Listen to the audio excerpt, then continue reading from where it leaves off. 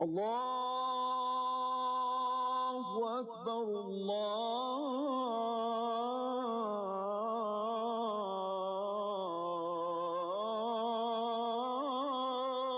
Akbar, Allahu Akbar, Allahu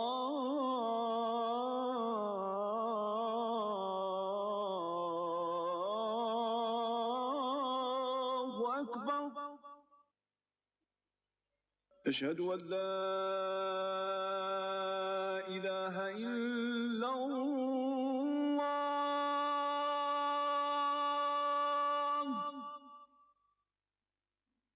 أشهد أن لا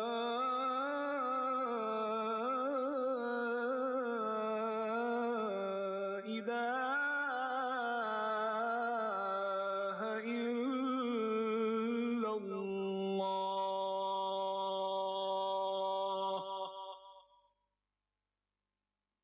أشهد أن محمدًا رسول الله.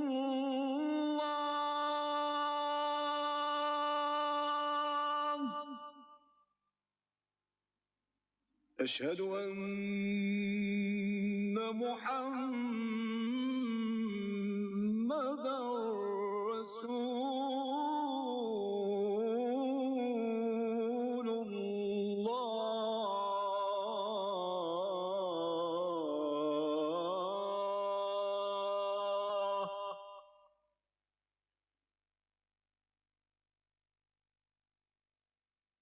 Now is Islam, Emaan and Jihad. Emaan is the Arabic word for doctrinal belief, doctrinal Islamic belief. And Jihad, of course, is quite famous these days. It's in the air, I would say. It's a religious Islamic struggle and strife in the way of Allah subhanahu wa ta'ala. I request Dr. Israr to please go ahead with his presentation. أحمده وأصلي على رسوله الكريم أما بعد فأعوذ بالله من الشيطان الرجيم بسم الله الرحمن الرحيم قالت الأعراب آمنا قل لم تؤمنوا ولكن قولوا أسلمنا ولما يدخل الإيمان في قلوبكم وَإِن تُطِيعُوا اللَّهَ وَرَسُولَهُ لَا يَلِدْكُم مِّنْ أَعْمَالِكُمْ شَيْئًا إِنَّ اللَّهَ غَفُورٌ رَحِيمٌ. صدق الله العظيم. Dear brothers and sisters, the subject of the talk at this time is Islam, Iman, and Jihad fi sabilillah. Usually these two words, Islam and Iman, are used as synonymous words. A Muslim is a Mu'min is a Muslim. Mu'min and Muslim. But I am basing my presentation on this ayah of Surah Al-Hujurat. It is 49, Surah 49, ayah 14. Here, Quran says, these Bedouins are claiming that they have become Mu'mins. They have come to believe. They have the faith. Tell them, O Muhammad, sallallahu alayhi wasallam, you have not at all come to believe. All you can say is, you have become Muslims. You have surrendered. And up till this time, Iman or the real faith has not entered your hearts. Now, who are being mentioned over here? I think this much of the life of the Prophet may be known to you. He had to make a very strenuous struggle to propagate and establish the Deen of Allah. Let me here clarify. Deen means the whole system of life, individual as well as collective. Mazhab is synonymous with religion.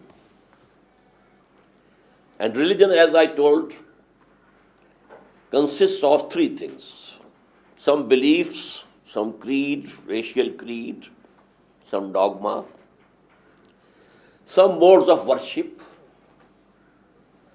and some social customs. How to celebrate birth, how to solemnize marriage, what to do with the dead body. These three things go to make mazhab, religion. But then if you add to them three more things: the political system, the economic system, and the social system. These 3 plus 3 go to make Deen. So we are talking about Islam as Deen, not as religion. So when, after nearly 22 years hardest labor and strenuous struggle, Muhammad sallallahu alaihi wasallam became successful in establishing the Deen of Allah in the Arabian Peninsula. Now what happened?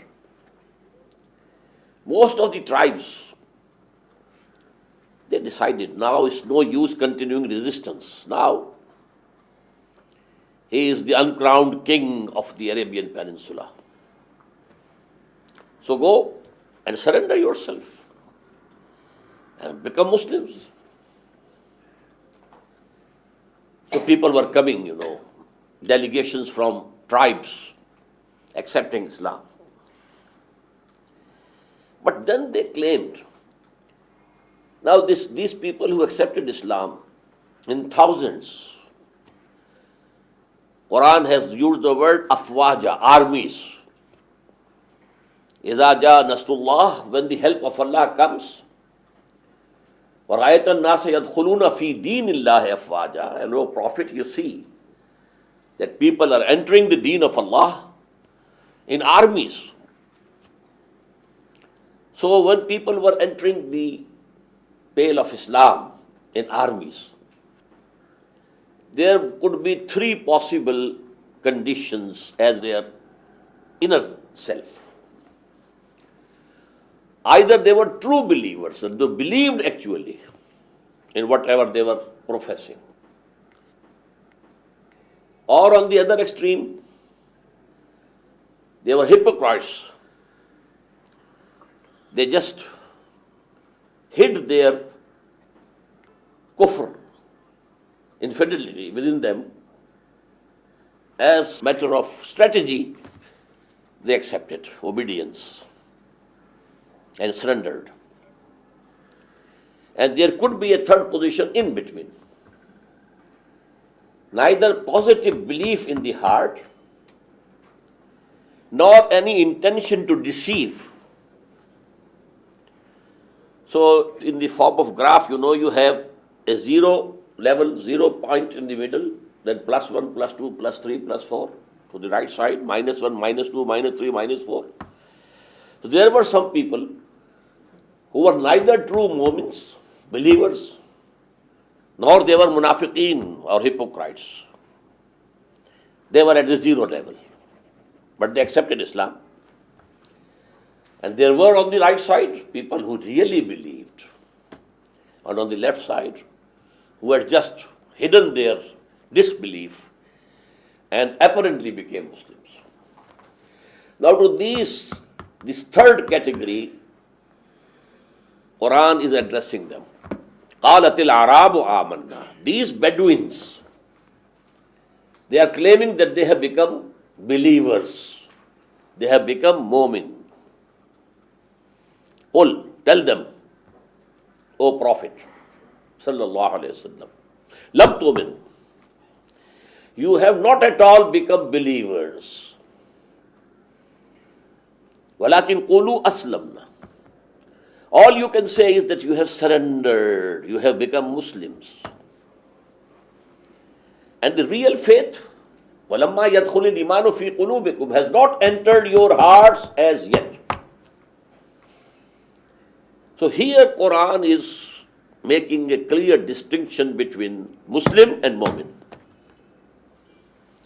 Regarding the literal meanings of the word Islam,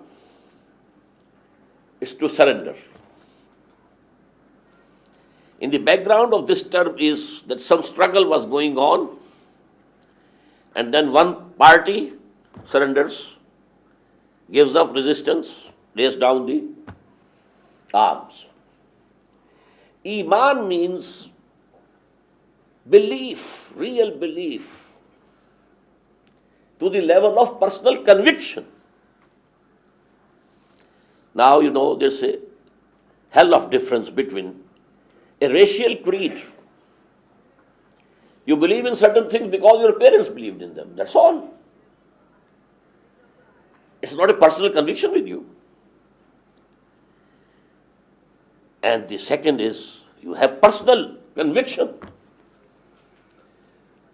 So now Islam actually is the basis of the social order in this world. If you are accepted as a Muslim, you are a member of Muslim society. You can marry a Muslim woman. You become a full citizen of the Islamic State. The basis of this socio-political system is Islam, not Emaan. Because Iman is in the heart. As in this ayah I've told you, Allah says, real Iman has not as yet entered your hearts. It is only on your tips of the tongue. But who can say with certainty about any person whether he has real belief in his heart or not? We can't. This is known to Allah, God. It's a matter between him and this person. But for the basis of an Islamic society, a Muslim society, an Islamic state, you must have some basis which is solid. So that is the attestation. Verbal attestation. Ashhadu an la ilaha illallah. I testify that there is no God except Allah. And I testify that Muhammad is his servant as well as messenger. Now, no sooner than a person utters these words, he becomes a Muslim. As if a line was drawn, he was on this side of the line and now he has come to the other side of the line. Now he is a Muslim. Simply on the basis of verbal attestation. We cannot peep down into his heart whether he has said it from the depth of his heart or not. Maybe he is a spy of the enemy. And he has apparently accepted Islam. He has grown a beard also. There have been cases, in the border villages with India. The Indian spies came over as Muslims. And they worked as imams, leaders in the prayers, in the mosques for several years. And then it came to knowledge that they were the spies, they were Hindus, they were not Muslims. But legally, you can't say you are not a Muslim if he testifies. This social structure of Islam. Now, Hadith says, it has 5 pillars. A very important and very authentic Hadith of the Prophet. Again, the one on the authenticity of which both great Imams of Hadith, Imam Bukhari and Imam Muslim, agree. بني الإسلام على 5 شهادة أن لا إله إلا الله وأن محمد رسول الله وإقام الصلاة وإيتاء الزكاة وصوم رمضان وحج البيت. These are called the 5 pillars of Islam. But the most important is the first. Whosoever utters these words, he becomes a Muslim. Now when the time will come, he will pray. The month of Ramadan comes, he will keep the fast.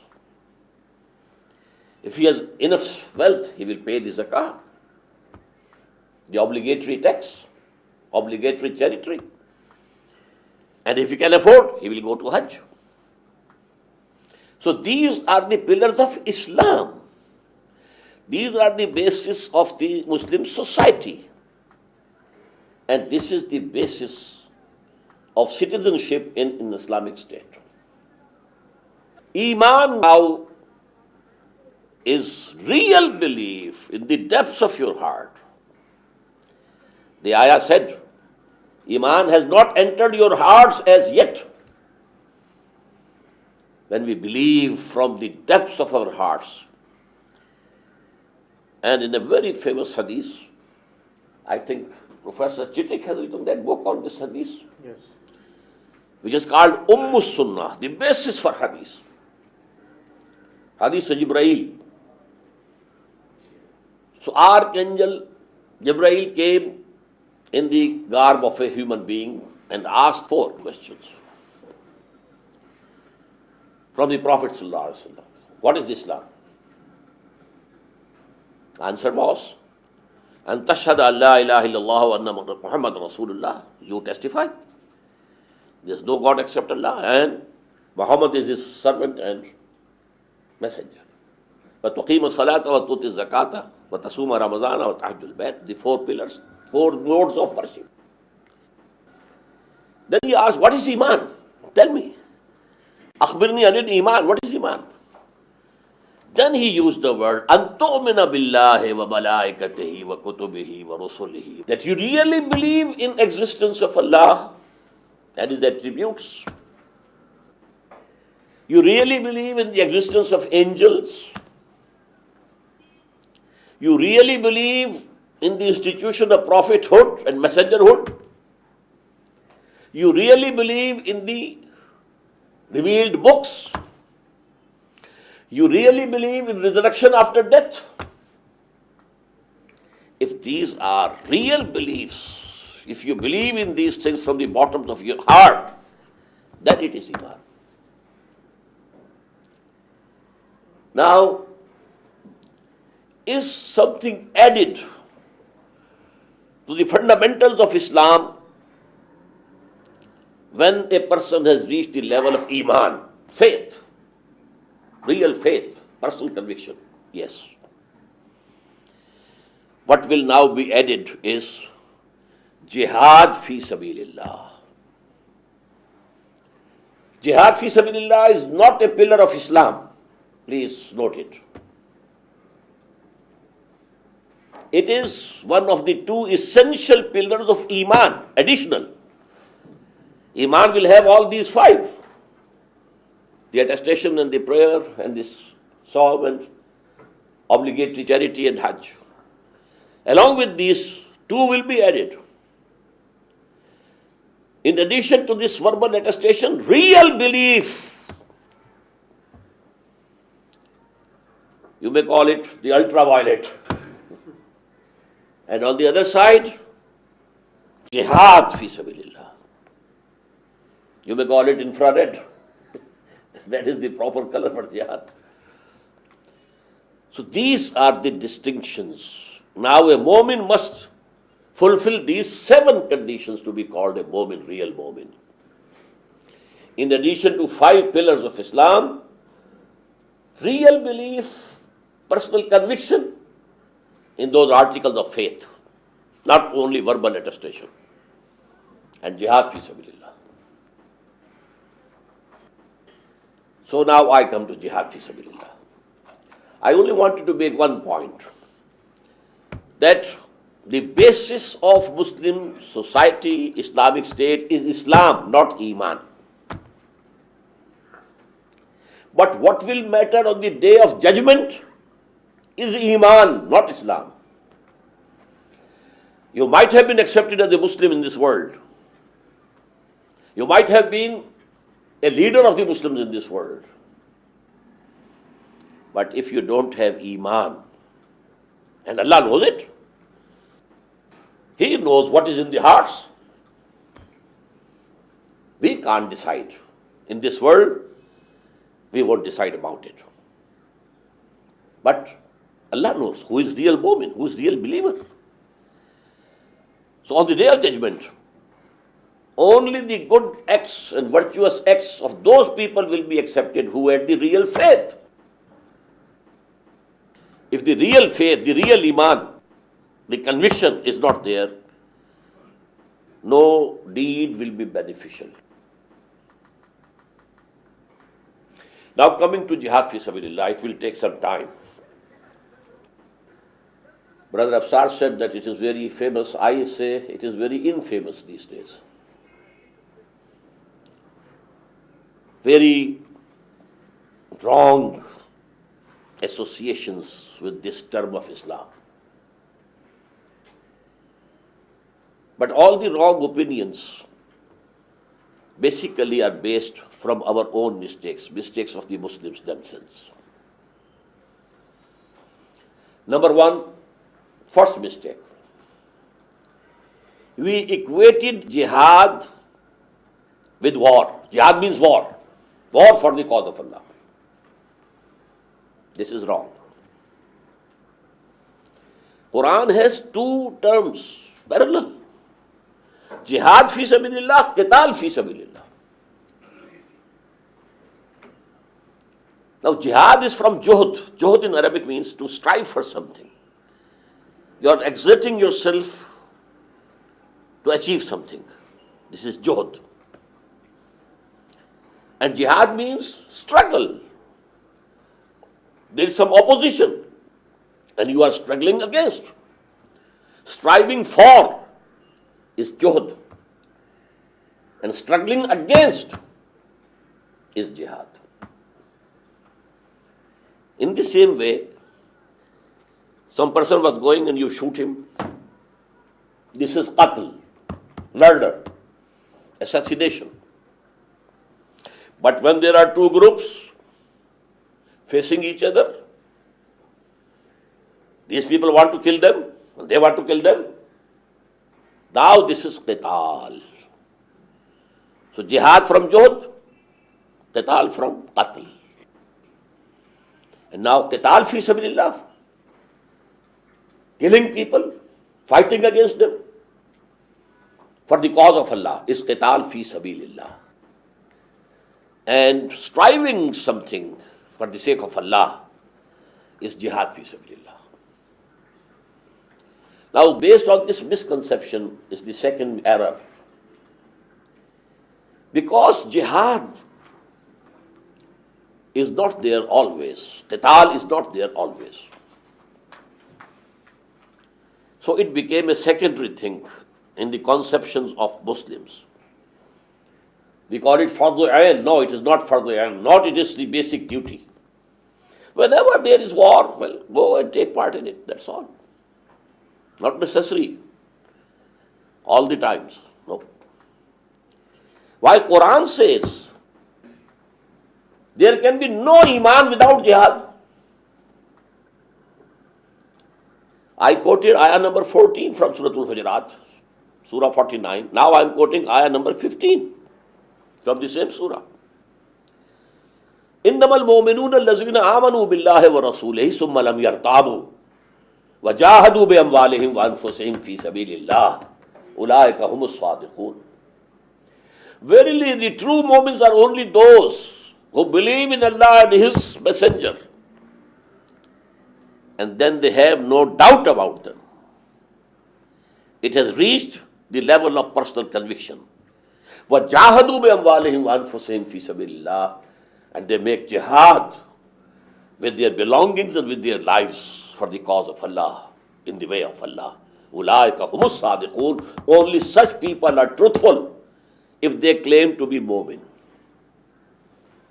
So there can be no iman without jihad. In the same way, in Surah As-Saff, this surah is 61, and I am quoting ayat 10 and 11. Ya ayyuhalladhina amanu hal adullukum ala tijaratin tunjikum min azabin alim. O you who believe or profess to believe, should I lead you to a bargain which will save you from the punishment, the painful punishment of hell. If you want salvation, what you have to do? This is the question posed by Allah, and then He Himself is answering. تُؤْمِنُونَ بِاللَّهِ وَرَسُولِهِ. Have real faith in Allah and His Messenger. Now it is very important here. The first ayah starts with Ya ayyuhallazina amanu. So this is some other Iman. And now they are being asked, تُؤْمِنُونَ بِاللَّهِ وَرَسُولِهِ. You should have real faith in Allah and His Messenger. وَتُجَاهِدُونَ فِي سَبِيلِ اللَّهِ بِأَمْوَالِكُمْ وَأَنفُسِكُمْ. And make jihad in the way of Allah with your belongings and your lives. So I have made 2 points. There can be no real Iman without jihad, and there can be no salvation without jihad. It is such an integral part of Islam. The third big mistake, the biggest mistake that we have committed about jihad, if any Muslim ruler, he might have been a very despotic Muslim ruler, if he attacks some non-Muslim country only to broaden his frontiers and to have more of revenues so that he can have more luxuries, we call it jihad fi sabilillah. Oh no. We have brought a bad name to jihad fi sabilillah. This is not jihad fi sabilillah. It is jihad for his own self, for his own benefits, not for Allah. With this background, let me now come directly to what is jihad. Jihad fi sabilillah. First of all, we know that every living being is in continuous jihad in its life.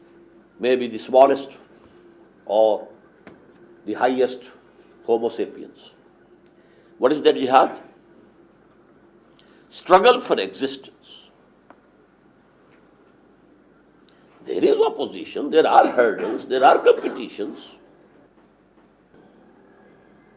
The struggle for existence is a jihad. And now if a Muslim is also doing this jihad, but he is abiding by the rules of the Sharia, not using any prohibited means. So this struggle for existence, his struggle to earn livelihood for himself and his family, it becomes worship, ibadah. If he is abiding by the rules of the Sharia. Now I come to a higher level. In human beings, there may be struggle for freedom, struggle for self-determination, struggle to snatch their rights from the usurpers. This is jihad. But this is jihad fi sabilil hurriyah. Jihad in the way of freedom. Freedom struggle.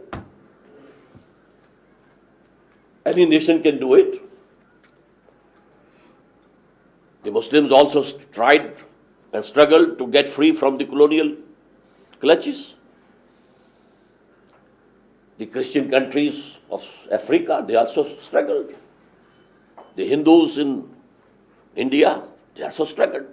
It's a common phenomenon. It's a human phenomenon. To get your rights.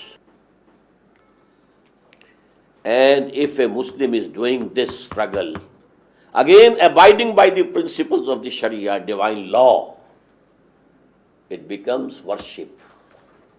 If he dies, he becomes a martyr. Now I come to third level. Jihad based on some ideology. And let me give the example of Marxism, which was an ideology, a philosophy. And a whole system of life, communism, was based on it.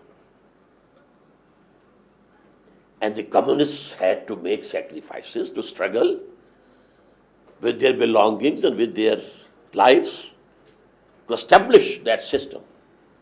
First, to propagate that ideology, that philosophy, and then to establish the system according to it.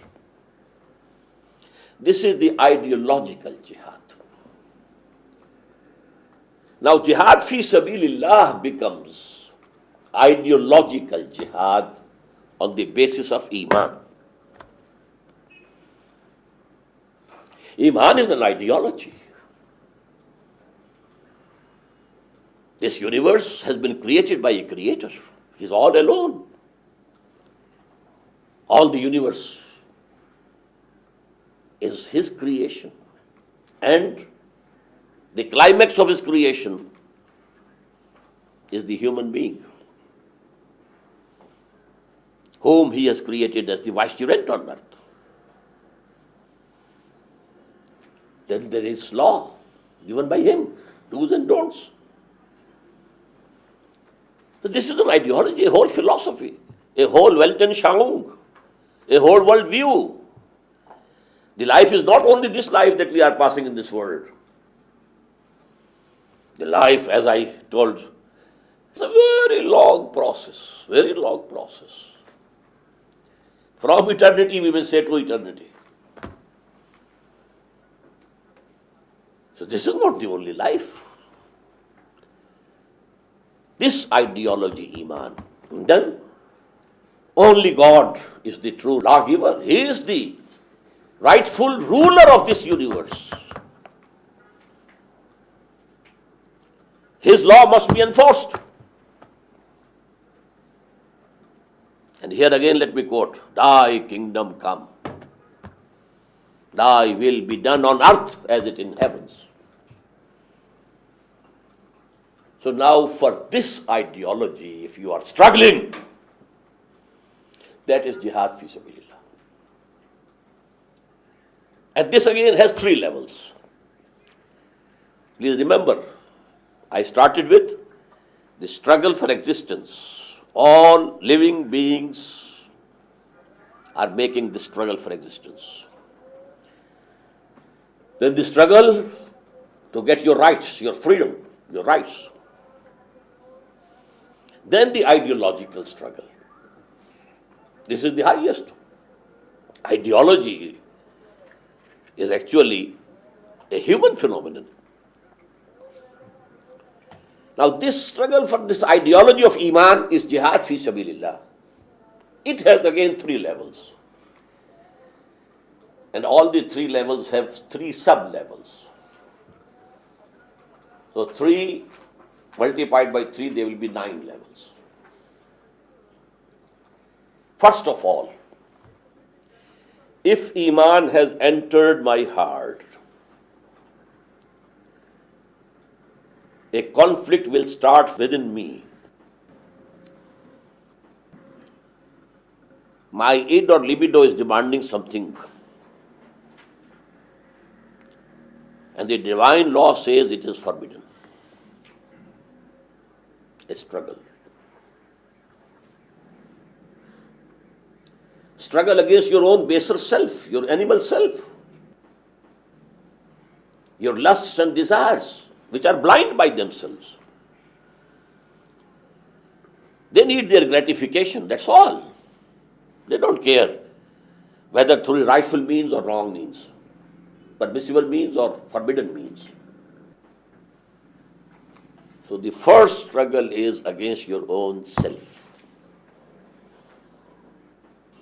And the Prophet was once asked a question, Ayyul jihad afzalu ya Rasulullah? Which jihad is the supreme, O Messenger of Allah, tell us. And the answer was, An tujahida nafsaka fi ta'atillah. The supreme jihad is that you struggle against your baser self, your animal self, your id or libido, to make it obedient to the law of Allah. Along with this, there are two more jihads to accomplish this thing, so that you really become a bondsman to Allah.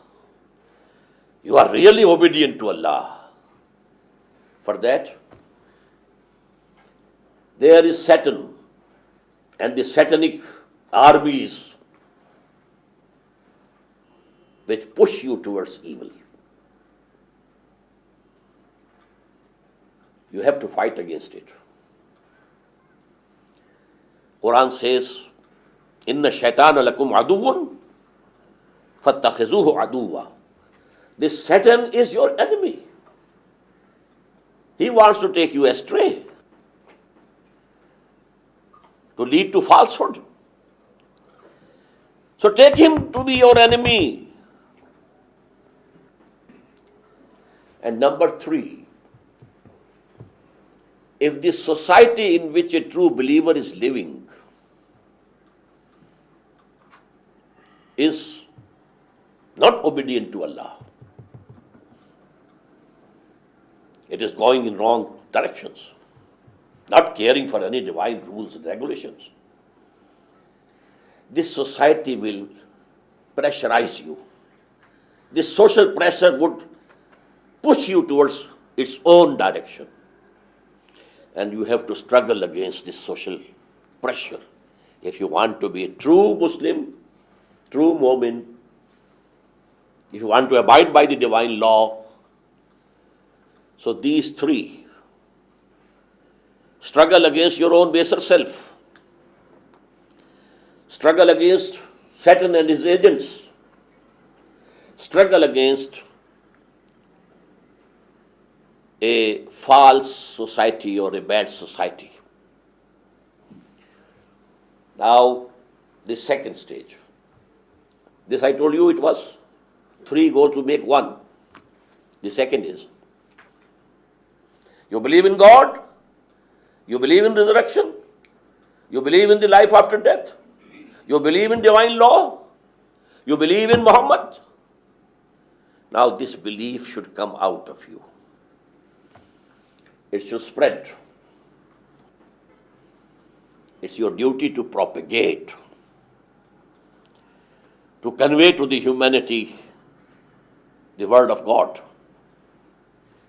the guidance that He has sent through His Prophet, Muhammad sallallahu alaihi wasallam. And because there is no vacuum, there are counter thoughts and counter philosophies which are against this philosophy, this ideology.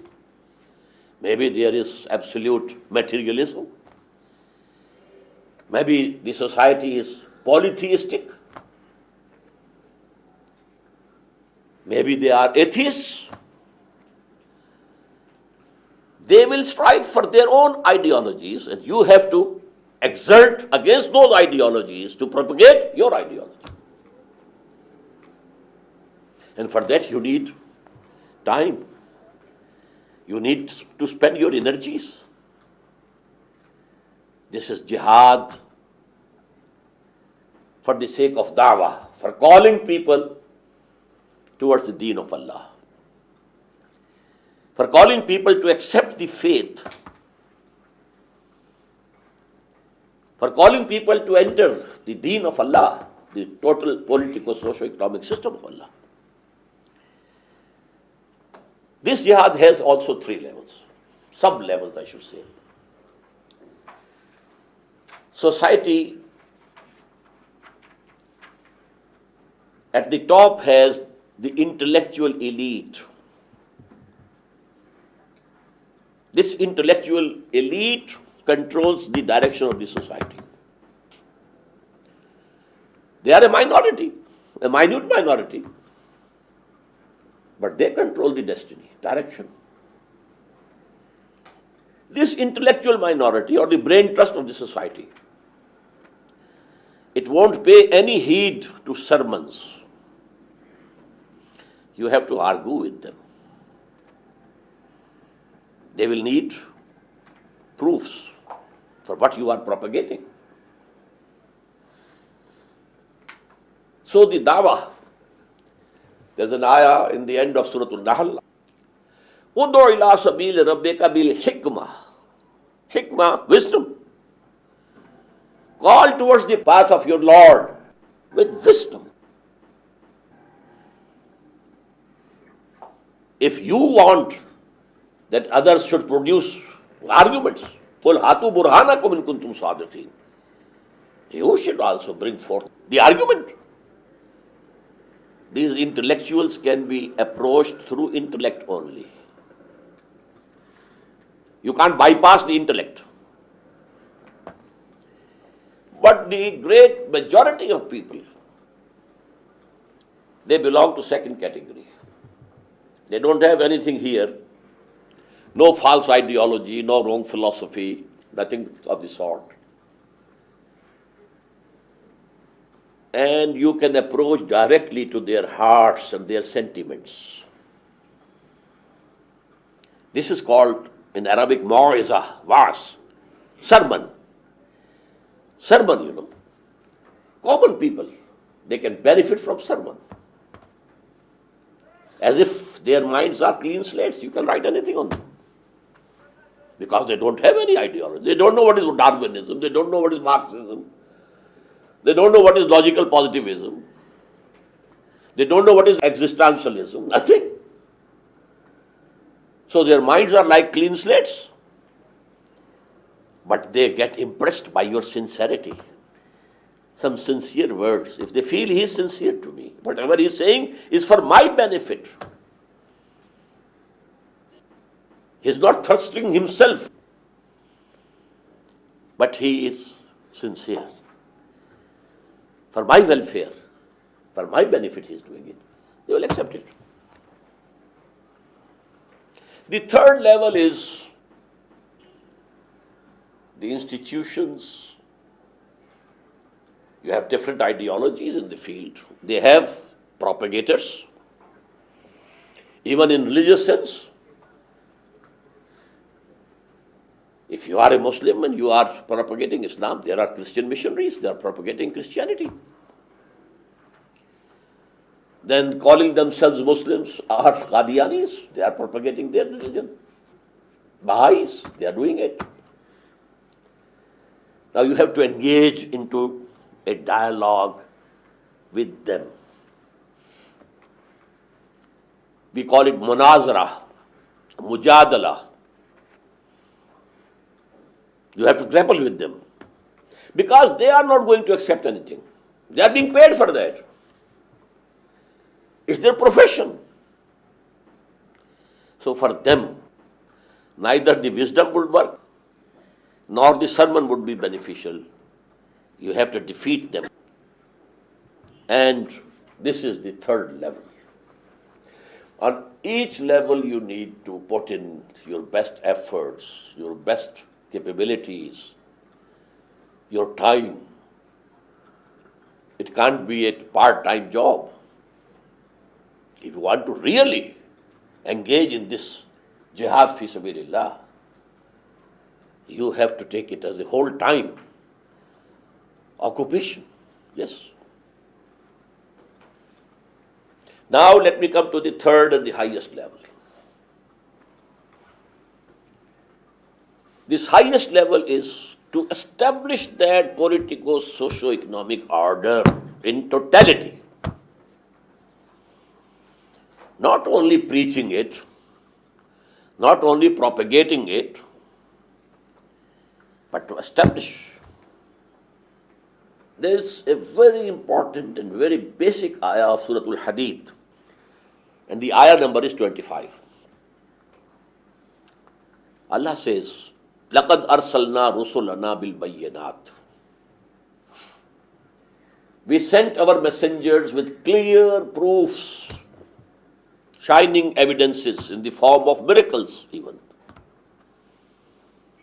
وَأَنزَلْنَا مَعَهُمُ الْكِتَابَ وَالْمِيزَانَ. Along with them, we sent down the book, the guidance, the do's and don'ts, and mizan, the balance.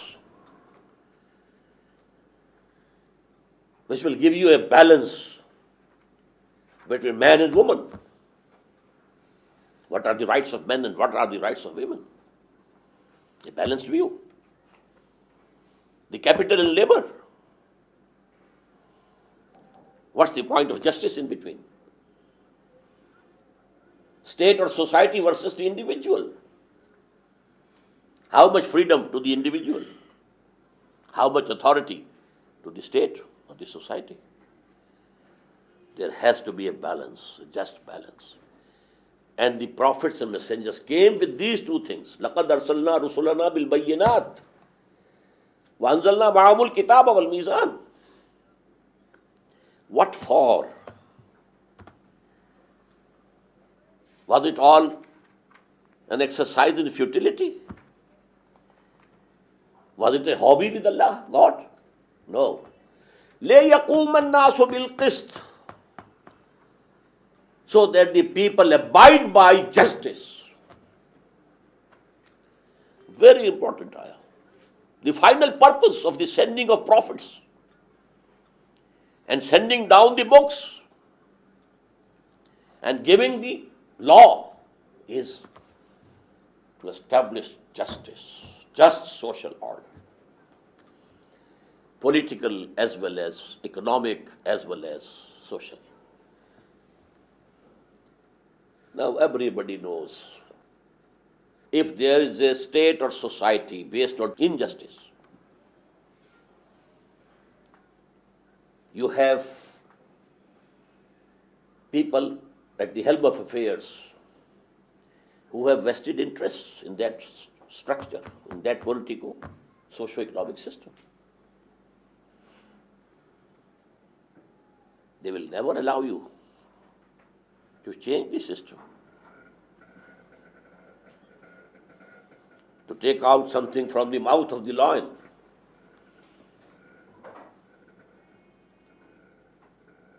The privileged classes, people having vested interests, they will never allow it. They have to resist. They want status quo. This system should continue. Otherwise, there is going to be challenge to our interests, to our benefits, to our privileges. So now this is the struggle between people, the oppressors and the oppressed. But in general, people, the oppressed people don't stand up. They don't get the courage. They are, by and large, the silent majority. But a minority who has accepted the revolutionary ideology of justice, who has spent their lives in propagating it, and now they want to establish it. What does it mean? Challenging the existing system, challenging the vested interest. So there is bound to be resistance. Now there are three stages of this resistance. I told you 3 into 3. First phase has to be of passive resistance.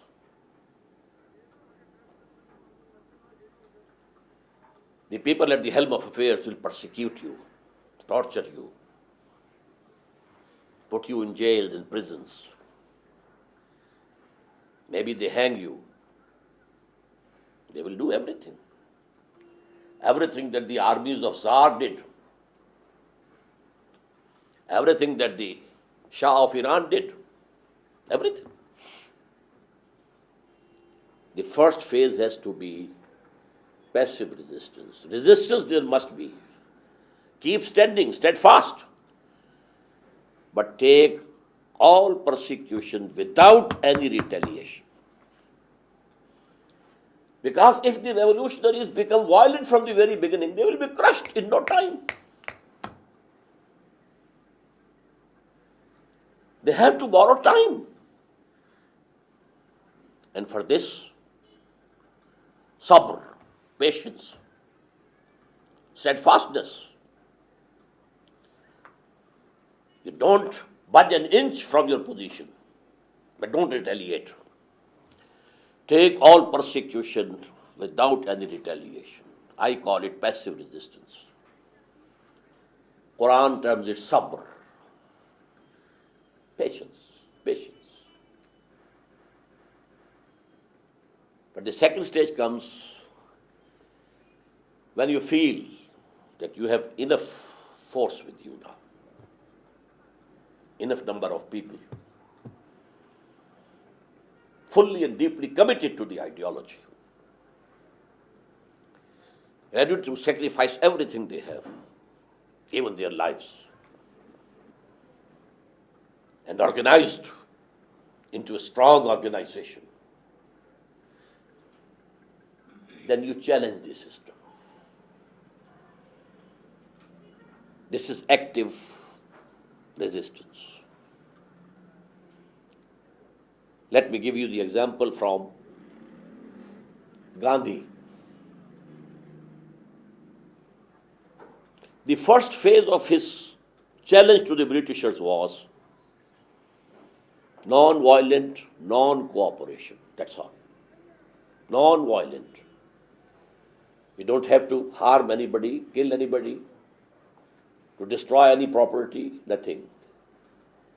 Non-violent, non-cooperation. Only one thing, we will not wear your cloth.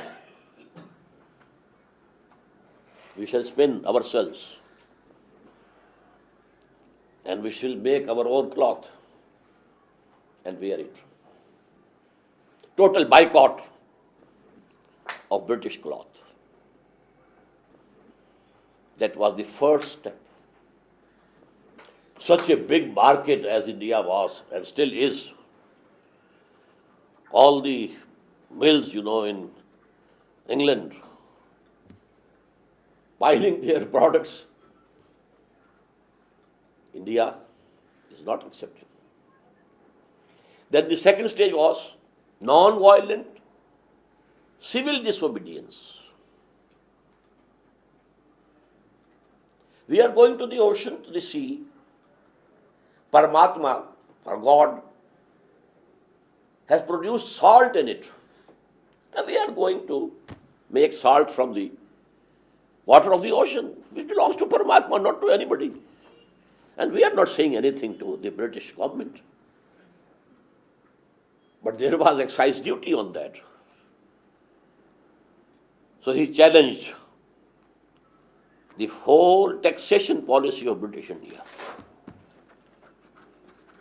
This was the second stage of struggle. The third stage didn't come in his life. Why? Because the Second World War broke. And after that, the Britishers were so weak now that they couldn't hold on to their territories. They had to leave. But in jihad fi sabilillah, then final stage can be qital fi sabilillah. You have to fight against those people, the oppressors, who are resisting the establishment of justice, who don't want to establish a just social order. If there is need, you go to war against them. So this is the 9th level of going to war for the cause of Allah. 3 into 3, 9, and 8 stories, they are jihad fi sabilillah only. For 13 years at Makkah, Muhammad was making jihad fi sabilillah. No qital fi sabilillah whatsoever. Rather, the order of the day was to take all persecution without any retaliation. Worst persecutions were given to the companions of Muhammad sallallahu alaihi wasallam. Worst. Torture. Some of them killed. And there were Muslims in Makkah. They could resist, but they were not allowed to resist. It was after Hijrah that Muhammad felt confident. Now I have enough number. Now this is a base for me to launch an offensive. So active resistance is an offensive. I don't agree with those people who say that all the battles that Muhammad fought were in defense. No. Muhammad took the offensive first. Actually, they are the revolutionary people who take the offensive. A society is going on. People have learned to accept tyranny and injustice. But somebody stands and says, it is wrong, this system is wrong. So who has started the conflict? The person who says it is wrong. The conflict at Makkah also was started by Muhammad sallallahu alaihi wasallam. They were living in peace. Now what happened? Brother pitched against brother. Son pitched against father. Wife pitched against husband. And now also after the hijrah, he was who took the initiative. I don't want to go into detail, but this theory, because West accused us that Islam was propagated through force, through sword, and we said apologetically, no, all the battles which were fought by Muhammad were in self-defense. No, not at all. It was to establish the Deen of Allah. Deen of Allah. Two deens cannot coexist. Either it is the Deen of Allah or it is the Deen of some king or emperor. Or it is the Deen of the public. Popular sovereignty. Two deens cannot coexist. And to establish the political, socio-economic justice given to Muhammad sallallahu alaihi wasallam in the form of Deen of Islam, he had to go to war. But nobody was forced to convert to Islam. You can remain Jews, you can remain Christians, Hindus, but you will have to accept the supremacy of the order, the collective order. Deen will be supreme, but as religions, you can profess any religion. Deen will be ours. Our political socio-economic system will prevail. But as religion, you can be Muslims, you can be Jews, you can be Hindus, you can be Sikhs, etc., etc. But Islam has the absolute converse of this. Deen is for Allah. He is the only rightful ruler of this world. Thy kingdom come. The rule of God to be established. His divine law to be enforced. And for this purpose, if you have to go to fight against the emperors, against the oppressors, you have to go to fight, to war. But this only is the qital fi sabilillah. Now let me quote here an example. In the mid-50s, the people of Algeria, Muslims of Algeria, Aljazair, they were fighting against the French. And there was throughout the Muslim world an uproar. It is jihad fi sabilillah, jihad fi sabilillah, jihad fi sabilillah. A deputation came to Pakistan. There were two persons. One, a colonel of the army. He was clean-shaved. And another, a very big alim of Algiers. Allama Bashirul Ibrahimi. Very big, knowledgeable person.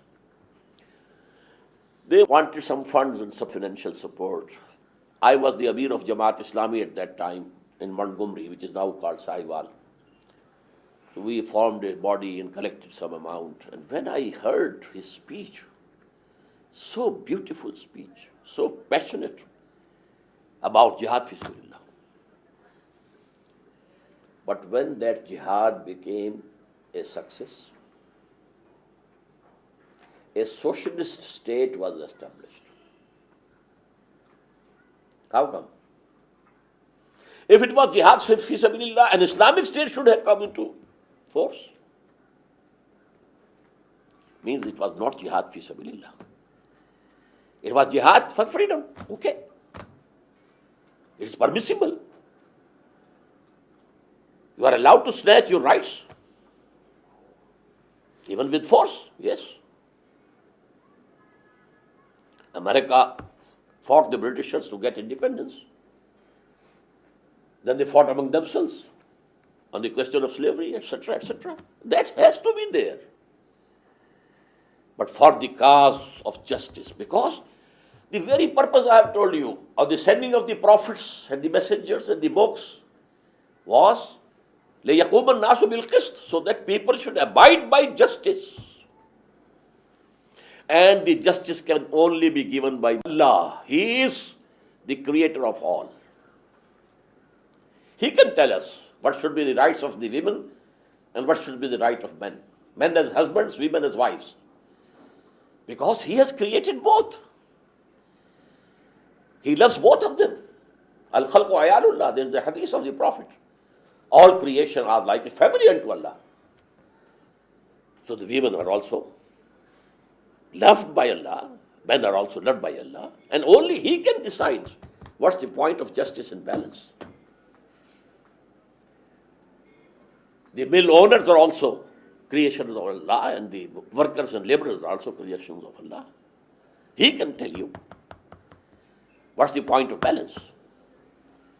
So to establish that just social order given by Allah to humanity through His last messenger Muhammad, in that struggle, a time can come when you have to take up arms against the tyrants, against the oppressors, to establish the just social order of Islam. But one point more. What I have told you and spoken about, that was the part of the seerah of the Prophet. What about today? For example, in Pakistan, we want to establish Islamic State. Is it feasible at any stage that we take up arms against the government? It's not feasible. Masses are without arms. And the government, the people, those people who form the power base in this society, the big landlords, the big landowners, or the big moneyed class, they are there in the government. So, it is not feasible. They have police, they have army, they have air force.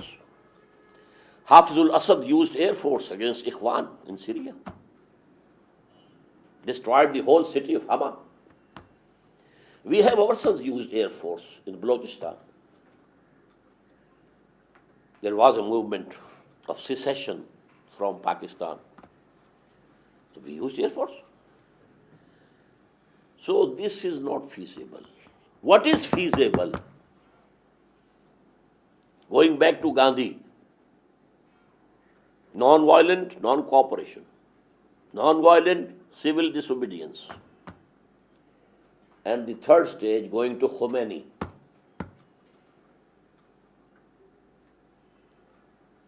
The unarmed revolt against the people in power. A mass movement, not using arms, ready to lay down their own lives. The Iranians laid down their lives in thousands, between 20 and 30,000 people.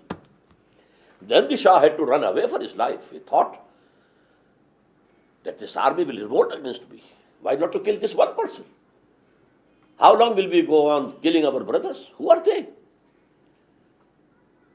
Our brothers, our sons, our nephews in the street. So that is the answer of the final push. A mass movement, agitation.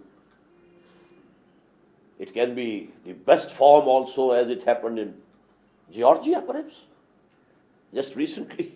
But here, they have to lay down their lives. But they will not take the life of anybody. It will be one-sided war, not two-sided. I think this should be sufficient.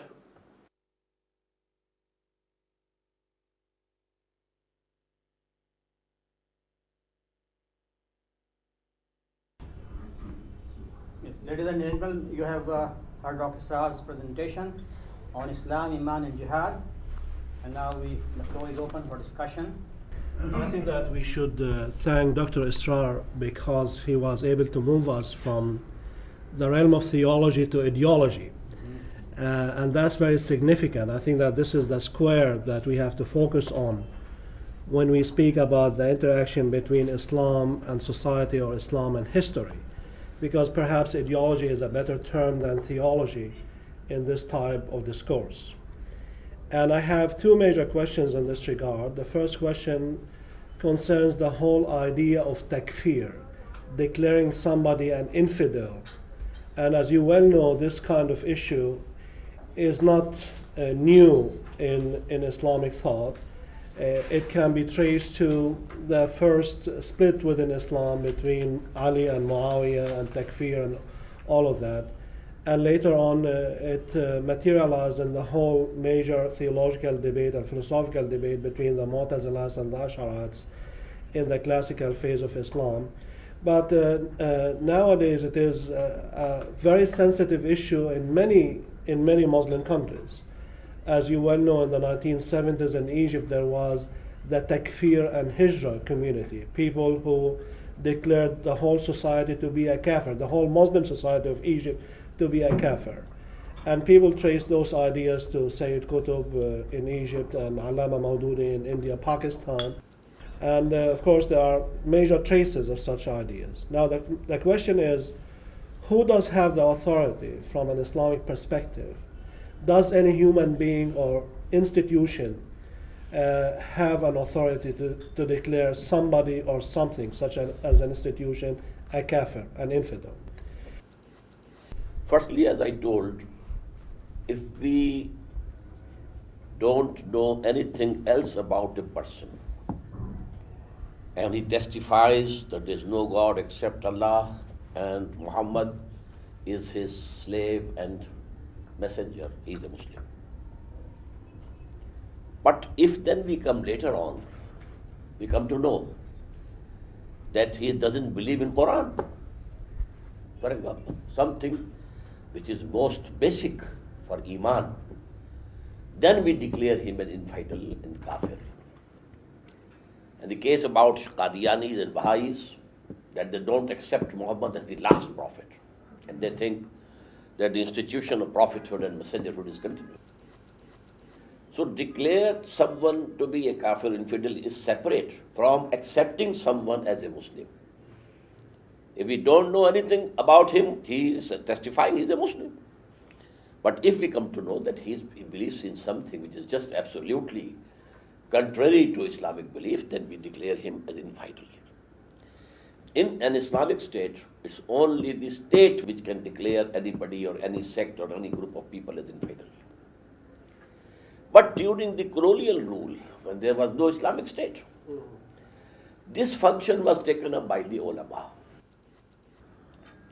But as bad luck would have it, the ulama then used this sword against each other also, with little differences in theology and in the fiqh and law and this and so that is the sad part of it. But ulama, if they have a consensus about a group that they are not Muslims, they are outside the pale of Islam, then we have to admit it. This thing happened in Pakistan about Qadianis. The ulama, all sects, all Shias, Sunnis, and Brelvis, and Deobandis, and Ahl Hadith, Zahiris, Jamaat-e-Islami, there was a complete consensus that they are outside Islam. And then the government also took this step. Mr. Bhutto, he got it decided by the parliament. And the Qadianis were given full opportunity to present their case. But then the committee of the parliament decided, no, they are outside Islam. Now, I think that what you have essentially talked about is what we call, in Christian theology at least, the relationship between violence and the sacred. And I'm really delighted that Violence and the sacred, Al-Qudsiyya, the sacred. And I'm really delighted that you have explained that from an Islamic perspective. However, I don't see any major difference between your ideas on the connection between jihad and violence or offensive Islam, so to speak, in your own terms, and between the ideas of somebody like bin Laden and Ayman Zawahiri. The only difference I see is a matter of tactic, that perhaps you are much more tactical than they are.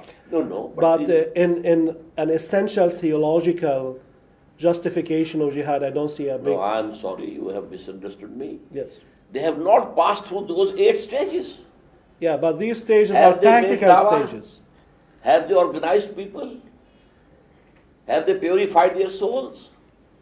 Whatever bin Laden is doing or the other, extremist groups, they are showing their anger only, just angry children, giving vent to their anger because America is supporting Israel and it has gone out of way to support the Zionism.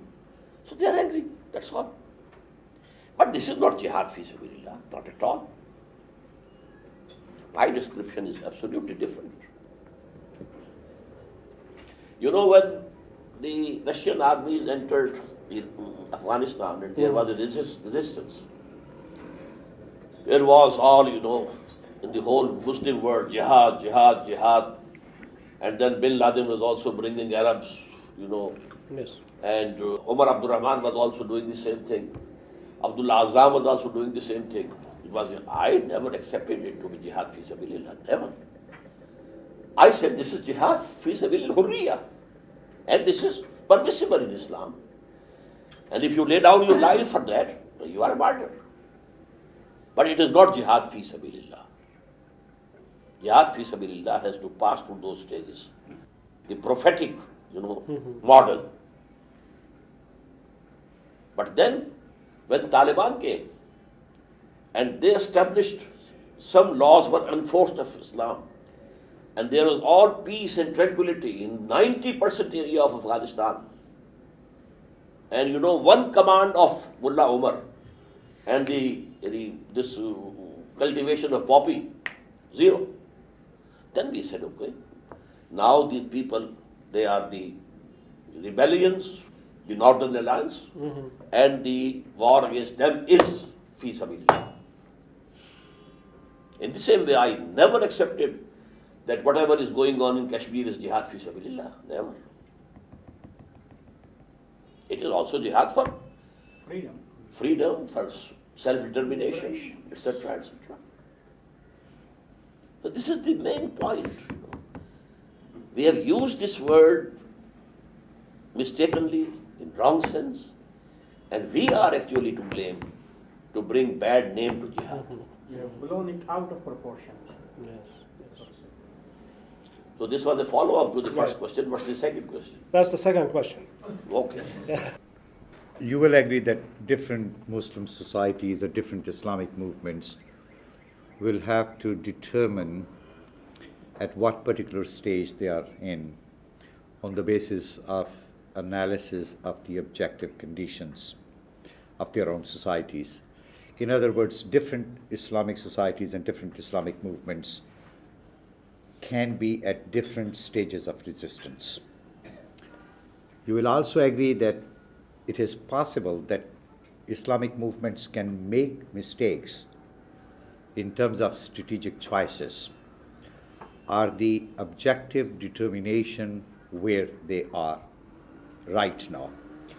Like 1950s, the Muslim Brotherhood thought in Egypt that they have reached a stage of qital and they started indulging in violence. which probably in the view of many observers was a premature kind of thing. Two questions. One question is that, do you consider the possibility that these strategic or tactical mistakes can be made? Yes, definitely. But they can be committed. and they are ijtihadic mistakes. Yes, right? ijtihadi mistakes. They will give no harm to the people in the hereafter. But here in this world, the movement will fail. The decision of converting from passive resistance to active resistance in the case of the life of Prophet was done by Allah. Now, as the head of an organized Islamic movement yourself, what is, in your view, what is the particular state at which you find yourself? Passive resistance, active resistance, qital fi sabilillah.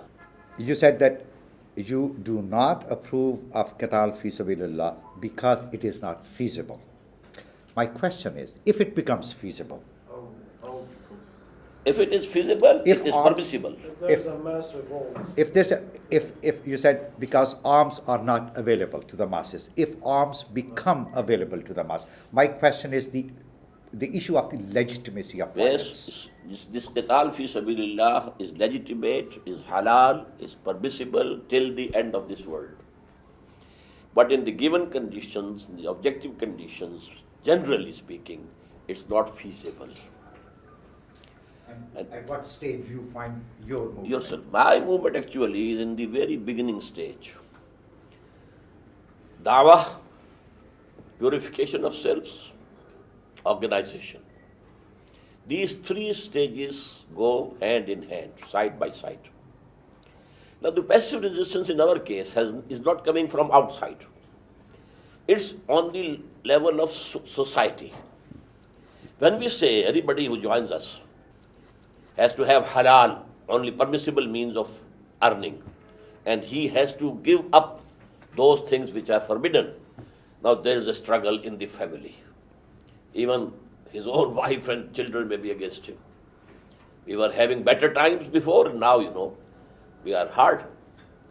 So if the segregation of sexes in parda and wheel, it is established, you may be an outcast from your relatives. So this is the passive resistance which we are meeting at this time. We are not strong enough in the eyes of the government that they suppress us.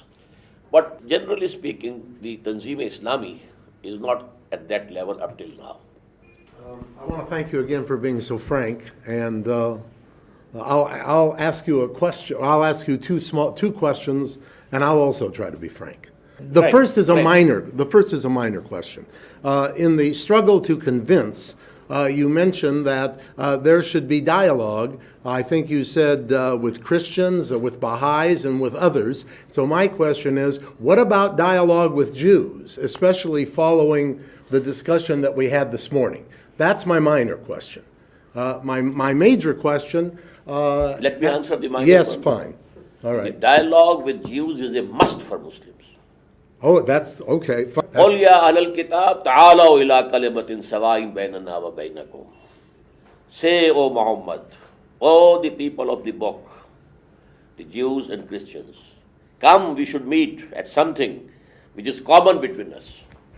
Allah na'budu illallah, that we shouldn't worship anybody, anything except Allah.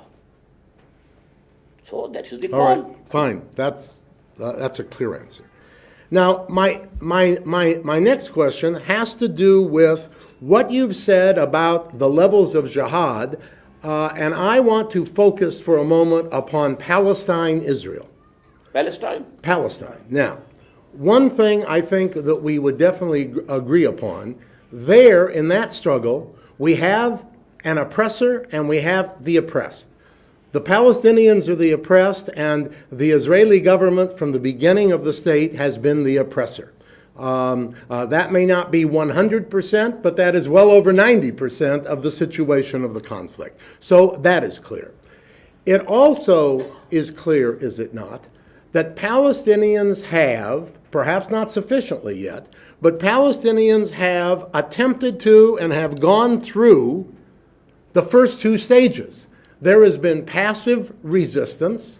That is to say, they've shown much patience. And we can say, can we not, that since December of 1987, when we had the first intifada, we have gone to your second stage of resistance that is still non-violent mostly, but is an advance from the first stage, and actually for some time, limited time, produce some positive results. So now I come to this question that's really twofold. One, do you think Palestinians, most of whom anyway are Muslims, let's say 85, 87% are Muslims, do you think that now is the time, as some of them think, that they should go to the resistance which is more violent resistance? This is, of course, based upon an assumption that I think we can make, that the Israeli government is, in the foreseeable future and probably beyond the foreseeable future, not going to change the way it is operated. So, should Palestinians go to the more violent resistance stage? And then the second part of that question is, when Palestinians talk about the kind of solution that they would like, which they do talk about, which they should talk about, should they talk about an Islamic state in all of Palestine, Israel? And if indeed that is the answer, that it should be an Islamic state, then my question is, does that mean, which I infer it would mean from what you had said, that then if that did hypothetically come into existence, that the 5.2 million Jews who presently are there, those Jews might be granted human rights up to a certain point, but not be granted political rights and not have the right to engage politically in the governance of that Islamic state? First of all, brother, I think the conflict in Palestine is not ideological. It's national. Muslims have become a nation. They themselves don't practice Islam. And PLO was basically a secular organization. It had nothing to do with Islam. So this is absolutely a different question and a different background. We can say that they are fighting for their right, yes, and I said it's okay to get the rights. Now secondly, if an Islamic state is established, supposedly, in Palestine, the whole of it, then the Jews will be a minority over there. They will have the right to live there, to earn there. They will have full religious freedom. Their synagogues will be protected more than the mosques. Because in one ayah of Surah Al-Hajj, Allah has mentioned synagogues and churches and masajid, but masajid came last. So, لَهُدِّمَتْ صَوَامِعُ وَبِيعٌ وَصَلَوَاتٌ وَمَسَاجِدُ يُذْكَرُ فِيهِ اسْمُ اللَّهِ كَثِيرًا. So all these, synagogues and churches, and then masajid also. I wonder how you would feel about the following. From 1917 to 1989, the chief organization that struggled against oppression were the Marxists, mainly from Russia. And since that time, since 1989, the Islamic peoples, if I can call them that, have taken up the cudgels against Western capitalism. And the way you formulated your final three stages, I wasn't quite sure whether I was listening to somebody who was a Marxist or as an Islamicist.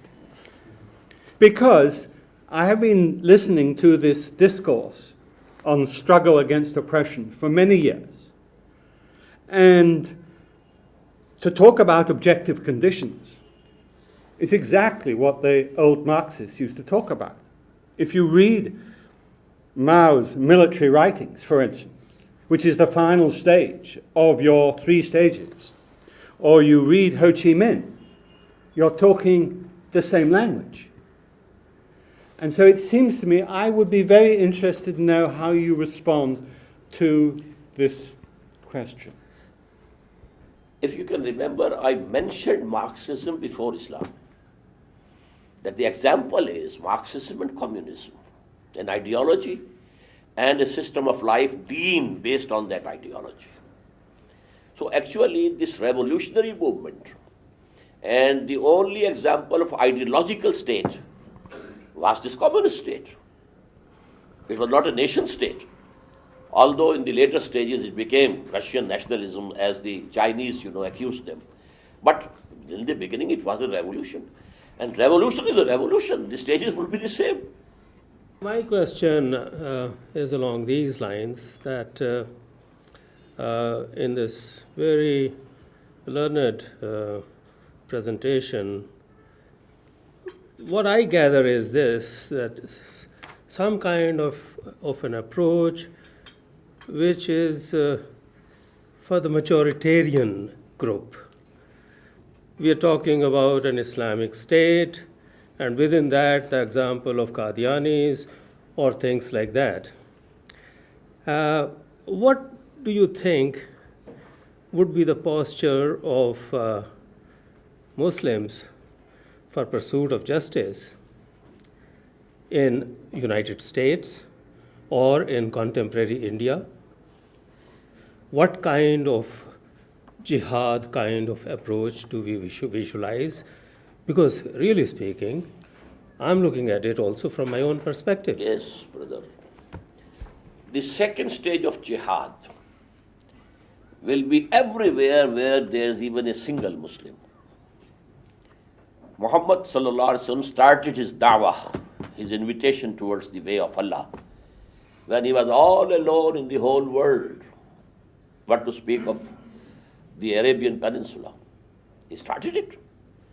People started joining him, and in due course of time, he had the power, he had that much strength with him that he challenged the system. So we have to continue the dawah, this calling, Ud'u ila sabili rabbika bil hikmati, dawah towards Islam in America, in India, yes, everywhere. But in the Muslim countries, we think there is more chance that people can gather together and establish the Islamic State. Although this hope is now diminishing day by day, but still we are doing it here. But in America, in India, we have to be the propagators of Islam, especially the social justice that Islam provides. So basically my purpose here is to look at the possibility of an emerging paradigm which can be more universal and which can be applicable to humanity at large, create some kind of a social model. That's where I'm trying to go. Not only social, political also. Yeah, socio-political, politico-economic model, Yes. Socio-politico-economic spiritual model, spiritualistic model. Because I think individually, each one possibly will be guided by their own sets of spiritual inclination and spiritual evolution. So therefore, I think taking the totality of the human situation at an individual level and at the subsets of society, how do we bring it collectively together? I think that's where I'm trying to go with this. I'll keep on coming back to that maybe. Brother, as I said, truth is one. Yes, thank you. Not everything is true. So we have to propagate the truth and call people to accept the truth. I've got two questions as well. Lots of people are asking two questions this afternoon. Not three, just two. The first question is a theological one. Do you think a Muslim knows when they move to the second state, i.e. an Emaan, and not just Islam, yes. Islam? Do you think a Muslim can know that they're there and be confident that they have authentic faith, or is it something that you always trust you have and hope you have? No. There are hadiths, tradition of the Prophet, we tell, when this happens, then you are a mu'min. When this thing happens, you are a mu'min. So there are signs of real Iman. Right. Yes. Okay. But anybody can say, yes. Yeah. But Okay. This is a matter of self-assessment. Self-assessment. Self-X-raying. Right. You can't pronounce a judgment about others. Thank you.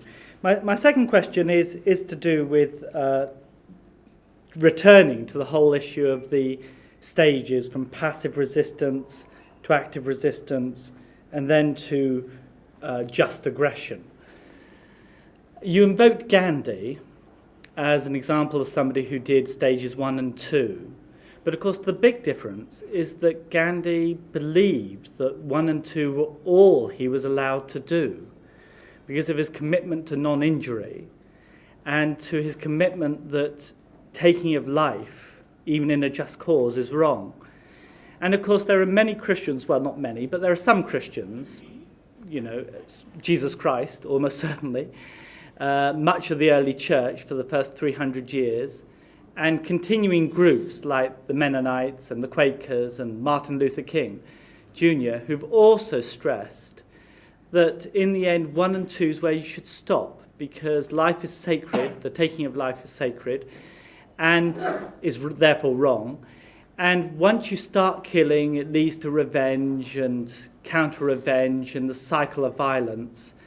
And you can never be sure that goodness comes out of it. And therefore, isn't there a big difference between what you're advocating and what people like Gandhi advocated?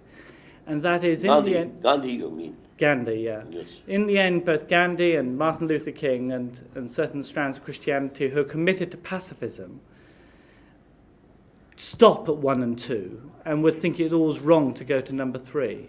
No. He would have gone to number 3 if there was need. These were the stages. Non-violent, non-cooperation. Not even disobedience. It was only non-cooperation. We are not going to wear your clothes. That's all. Then the non-violent disobedience, civil disobedience, breaking the law. If these were good days for the Britishers, they would never have left India. Neither they killed anybody who was striving for freedom, nor the people killed any Englishman. But they were going and they were in haste to go. They had planned in 1948 to free India. But then 1 year earlier they went. So had the third stage come, Gandhi would have gone challenging the system, and the system can never change without bloodshed. We have to be very simple. No system can be changed. Religion can be changed. The creed, the dogma, it can be changed. People can become Christians. People can become Buddhists. But to establish a politico-socio-economic order, well, that has to entail some bloodshed. That is why Muhammad, he took sword in his hand. Otherwise, it would have been a missionary type of work only. Deen would not have been established. I would like to take the issue of the intelligentsia, the intellectual elite that you referred to in passing in your talk. And you made a distinction between the intellectual elite and the masses. I'm not concerned about this distinction at the moment, but what I'm concerned about is the intellectual elite in the Muslim world. Of course, the intelligentsia are not homogeneous. One can define them in so many different ways. But I think that in the Muslim world, one major composition of the intelligentsia is the religious intelligentsia. And in a country like Iran, we said that in a sociological sense, not in a normative sense, I think that Iran is the only example I can think of in the 21st century where religious intelligentsia are in charge. They have the power. Of course, there are major conflicts between certain forces within Iranian society. But here the ulama are in power. But that's the only example I can think of. I don't think this is the case in the Sudan or the case in Malaysia or Saudi Arabia or Pakistan, although some of these countries are referred to sometimes as Muslim countries. In other Muslim countries, take the example of Egypt. In Egypt, we have the major institution of Al-Azhar, which is a respected Islamic theological institution, especially in the Sunni world. And if you look at the Azhar ulama, by and large, nowadays, the majority do not oppose the status quo. On the contrary, they are the major supporters of the status quo. So in that sense, they are not absent from social political forces within society. They do support the status quo. And the ones who don't are the jihadis, or the people who belong to the Jama'ah-e-Islami. When I was in Egypt 2 days ago, I came to realize for the first time that there are 15,000 members of Jama'at-e-Islami in prison in Egypt. 15,000, a large number. Most of them are young people, leaders, intellectuals in a religious sense. Whereas the high ulama of Egypt, at least most of them, are in support of the status quo, which is very oppressive, extremely oppressive. And they justify the status quo in Islamic terms. And this is true to a large extent also in Saudi Arabia with a great number of the ulama. I know that there's a split between the ulama in Saudi Arabia. Some of them oppose the status quo, but the majority, one would say, are for the status quo. Now, how would you characterize the situation here in Pakistan? Would you say that the majority of the ulama are for the status quo or against the status quo? It's a difficult question, but in the first instance, I disagree with you. The ulama don't belong to the intelligentsia or the intellectual elite. They are learned people, learned in the religious sciences only. Yeah, but that's a production of knowledge. No, but anyway. But it's restricted. Scope is restricted. That's not restricted. Yes. The ulama are in touch with the masses, and that's not restricted at all. No, the scope is restricted. Yeah. They are in touch with the masses because they are there in the mosques. And every 7th day there is a meeting, there is a public gathering, and they have the contact with them.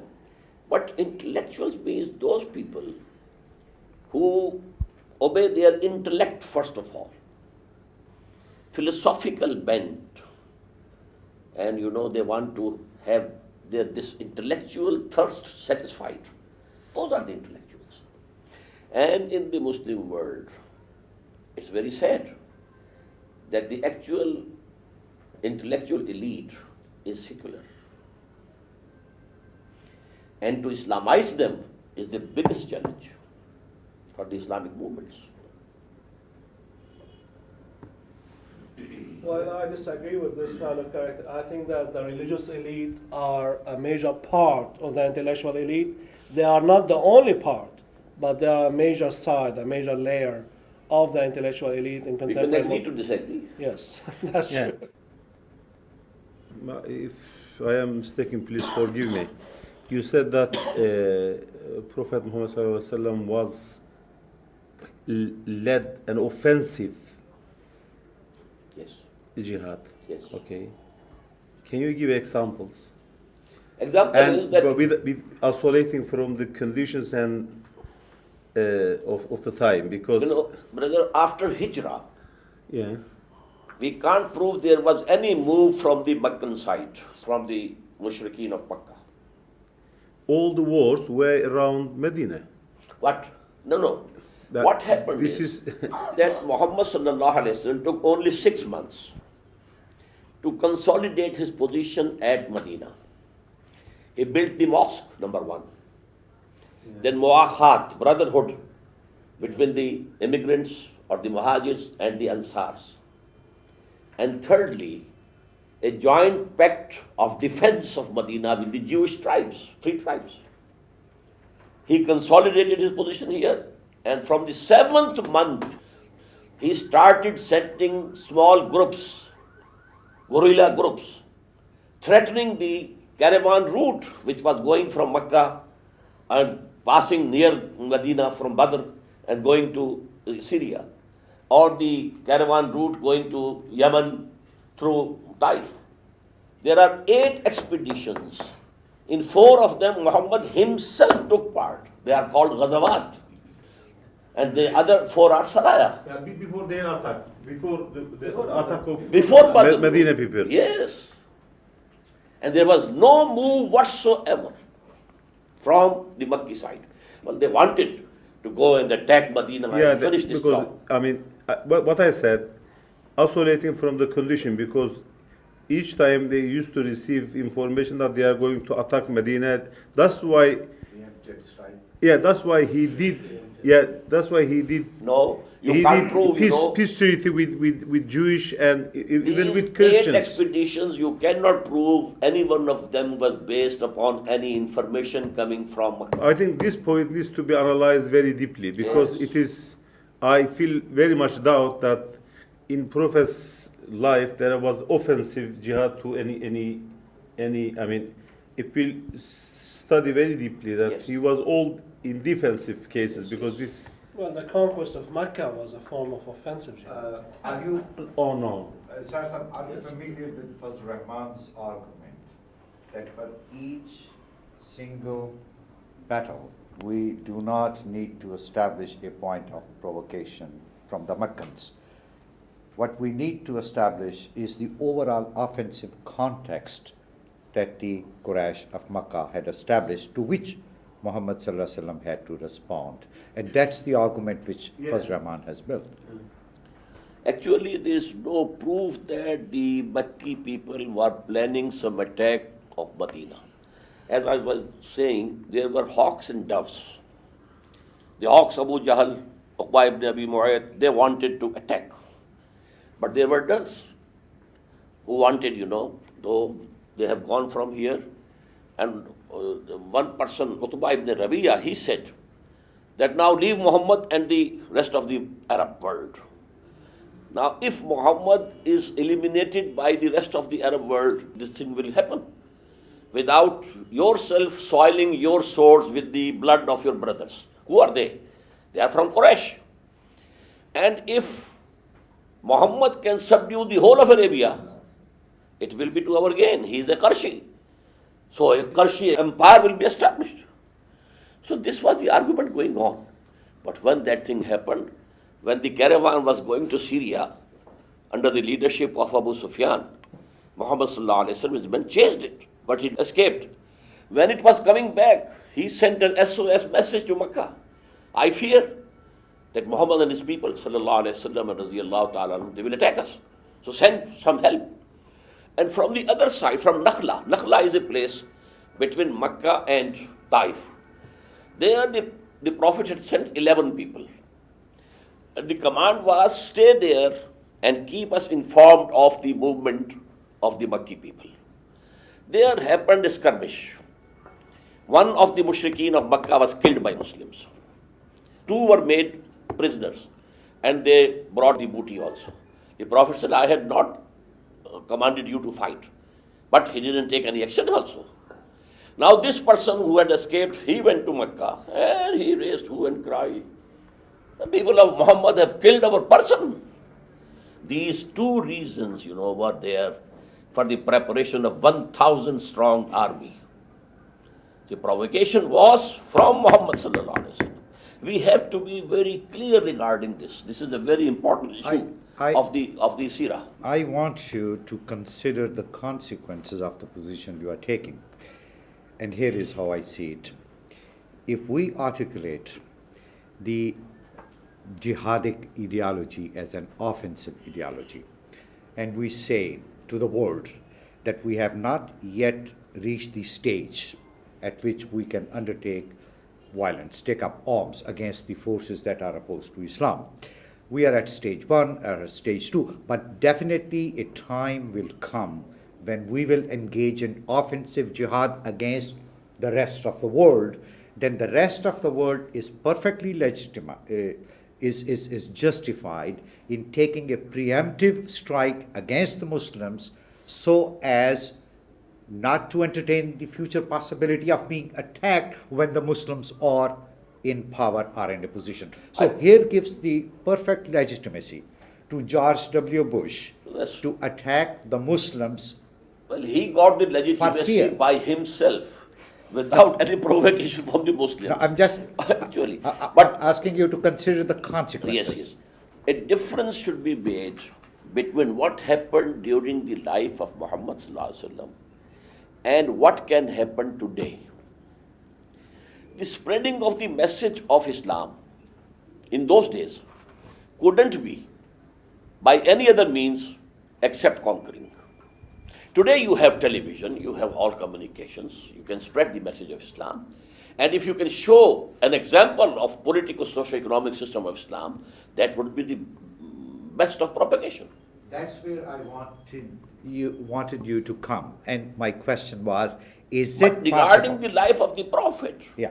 we shouldn't distort So, it. okay. Yes. Is it possible to establish the socio-economic and political justice without using violence? In other words, is it possible to establish an Islamic social order through democratic, peaceful means? If by democratic peaceful means you mean elections, etc., my answer is no, not at all. These democratic peaceful means, they are held, elections are held to run a system, not to change the system. The power bases in this society, they will be reflected in the elections. The elections might be very transparent, but the power structure, the landlords, the moneyed people, they will come there and they will try to have a status quo. So actually this is not the way. But I told you that it is not necessary that you go to war. A peaceful agitation, a peaceful mass movement. But for that peaceful mass movement, you need a very strong, integrated, disciplined party, first of all, which can control the mass movement.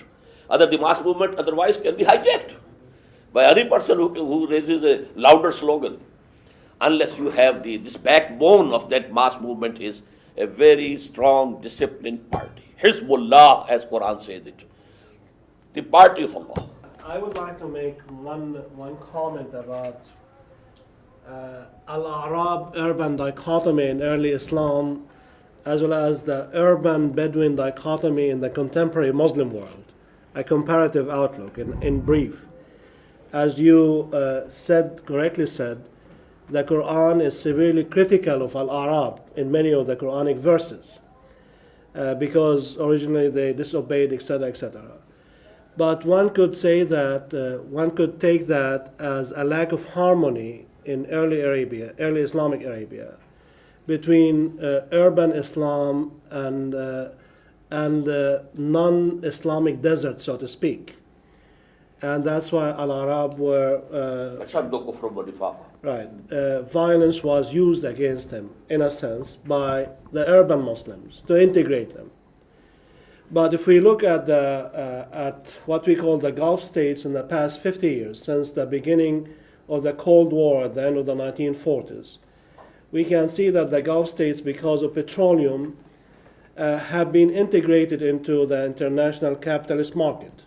And we can see the consequences, where now tribal leaders are in power, and they have been in power for centuries, in the case of Saudi Arabia, since the end of the 18th century. This is true in Jordan. It is the same family, the same tribe. It is true in Egypt, the same tribe or the president. It is true in Morocco. So here the tribes seem, after 14th century of Islamic progress, seem to have overcome their problem of urbanism by controlling the urban side of Islam, so to speak. Do you see what I mean? That initially, urban Muslims attacked the Arab, whereas nowadays the Arab are in power. They attacked Arab. How? That the Quran is critical of the Bedouins. Critical, because you know there was lack of training for them. Right. The people at Medina, they had the companionship of Muhammad sallallahu alaihi wasallam. Right. So that is why Quran says that it's not necessary that all the Bedouins should come to Medina to learn Deen. So that was the proposal given by Allah. I don't disagree with that. But what I'm trying to say is that in the contemporary period, in the past 50 years or so, it is the Arab who have come from the desert, who have overcome urban Islam and who are in control. It's not Arab, it's oil. It's only oil and nothing else. And then, education is widespread. Or living, in very far off corners, they are getting education. It's propagating Bedouin philosophy. Okay. When you were talking about your second group of jihad, the struggle against the intellectual, where you use argument, the use of the sermon for those who are non-intellectual so you can touch the heart. Yes. And then you talked about dialogue for those of other faith traditions in other religions. You talked there about the fact that the goal must be defeat. You use the word defeat, I think, of other religious traditions. And I assume what you mean by that is that because Islam's true, you've got to persuade the Jew, persuade the Christian, persuade the Hindu of the truth of Islam, and in that sense those religions should disappear. And that's fair enough.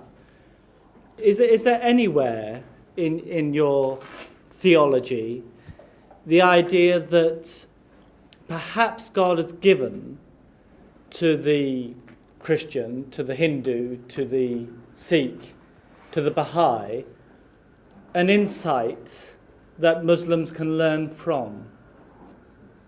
Is there anything that perhaps Muslims should absorb, in much the same way as, Aristotle was used by Al-Ghazali?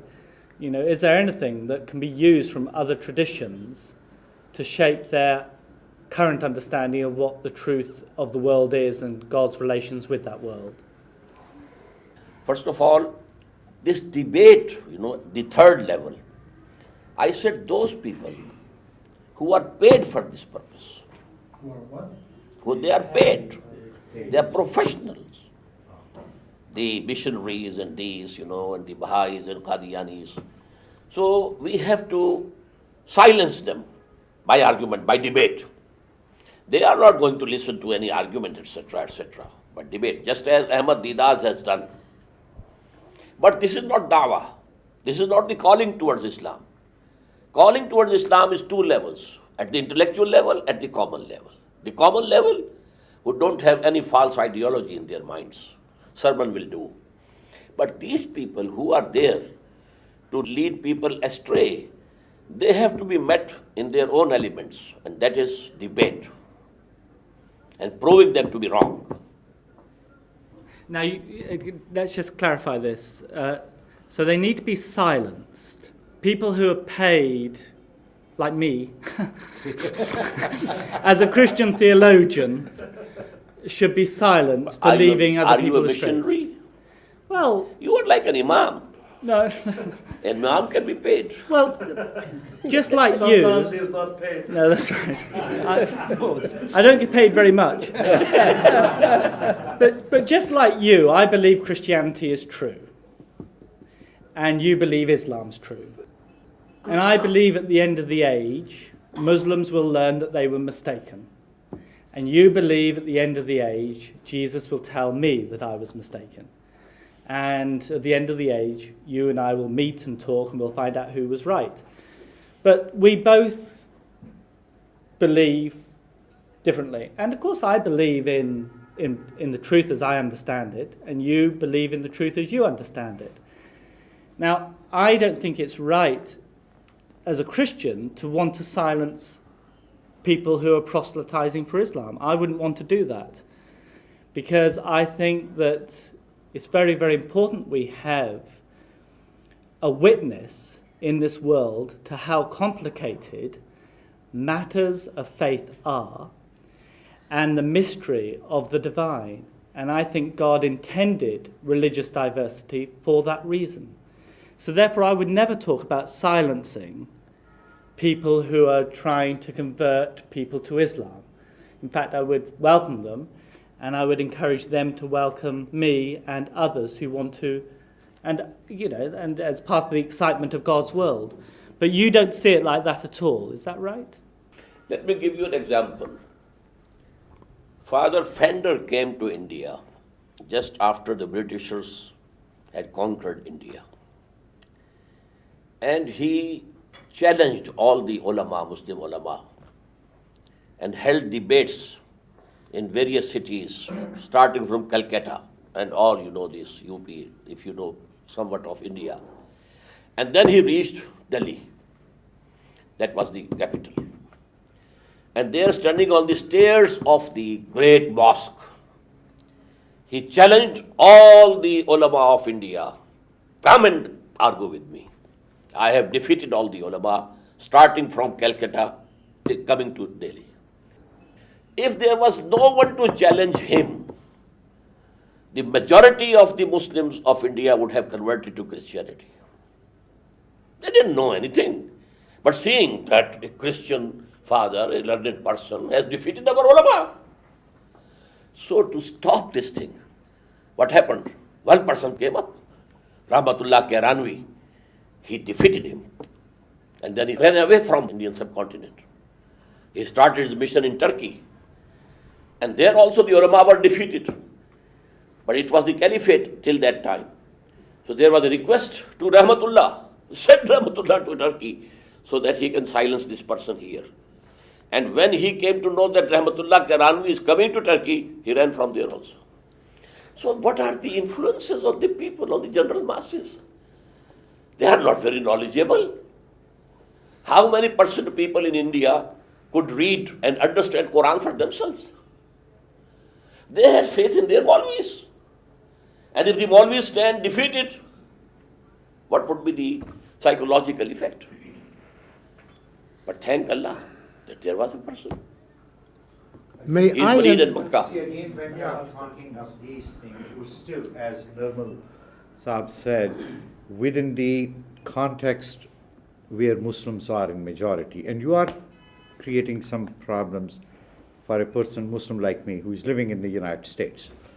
You want complete freedom to silence the Christian missionaries or other non-Muslim missionaries here in Pakistan, but you want complete freedom for me to propagate Islam in the United States and not to be silenced by them. So that creates a contradiction. No, they tried to silence Ahmad Deedat but were defeated. Who decides who has been defeated? When there's an argument and there's a meeting, things is decided. They were silenced. What was the name of that person, who was later on? Jimmy Swaggart? Yes, Jimmy Swaggart was defeated. My question is about Muslim and Mu'min.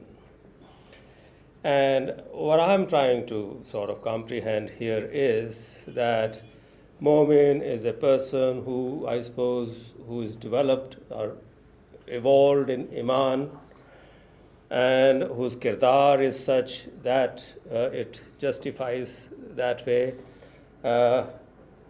Now, in this whole process of jihad or struggle of various kinds, struggle for living, struggle for rights, and struggle for spreading ideology, various levels of struggle which are there.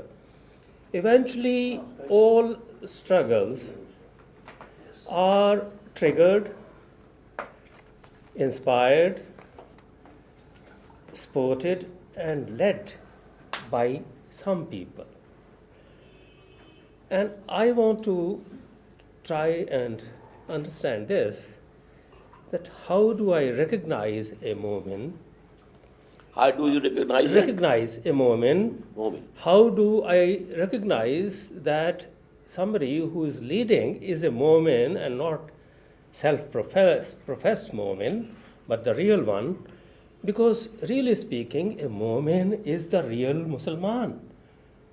He's a godly person.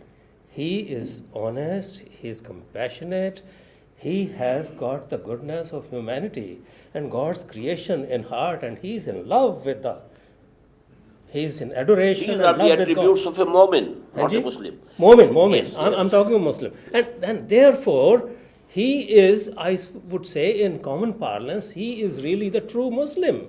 The definition of Muslim is, hey, be a Mu'min, then only you can be called a Musliman. Now, how do I recognize that person? How do I find him? Because he's the one who can possibly help me, who can guide His me. character, his behavior. But But, I'm but telling you, here, because- for the purpose of this world, we don't need to decide. Only thing is Muslim. The membership of the society is on Islam, I told you, from the very beginning, not Iman. Because we cannot pass any judgment about Iman of anybody, whether he has it or not. So that the whole socio-political structure is based on Islam. or you may call it legal Islam. This is legal Iman. Because we have an ayah in Quran in Surah An-Nisa, Ya ayyuhallazina amanu aminu billahi wa rasul. O you who profess to be Mormons, have real Iman in Allah and His messengers and His books. So a legal Iman is Islam, verbal attestation. He might not be practicing. He might not be saying 5 prayers, not even 1 prayer. But if he believes that prayer is a part of Islamic Sharia, he is accepted as a Muslim. Last question from Dr. Faris. Yeah, I just Very brief. want to be enlightened myself about statement وَمَا عَلَى الرَّسُولِ إِلَّا الْبَلَاغِ. So how we can now tie with this statement and that we are going to establish. هو الذي أرسل رسوله is- بالهدى ودين الحق ليظهره على الدين كله. Yeah, but Thrice for Prophet Muhammad. It is he, that is Allah, who has sent his messenger, that is Muhammad, with 2 things. The full guidance, the total guidance, Al-Huda, and the Deen al-Haq, the true system, political, socio-economic system, Deen al-Haq. but it's not mentioned political, socio-political, economic. Deen al-Haq, Deen is Nizam. The But- difference between Mazhab and Deen. But that is interpretation to me. Yeah? No. For example, we have in Surah Yusuf, Deen al-Malik. What does it mean? Ma kana liyakhudha akhahu fi Deen al-Malik. What does it mean? Because to convey the message is something else. No. To establish it is something else. Joseph wanted to retain his brother Binyamin with him in Egypt. Yeah. He couldn't do it according to the law of the king. He was not the king. The king was the person who had seen the dream. So either it is the Deen of king, Deen al-Malik, or it is Deen of Allah. يَدْخُلُونَ فِي دِينِ اللَّهِ أَفْوَاجًا. And Islam is Deen, not Mazhab only. So actually to make that Deen supreme over the whole of this system was the basic purpose of the advent of Muhammad sallallahu alaihi wasallam. So We must conclude now. Thank you so much. الله أكبر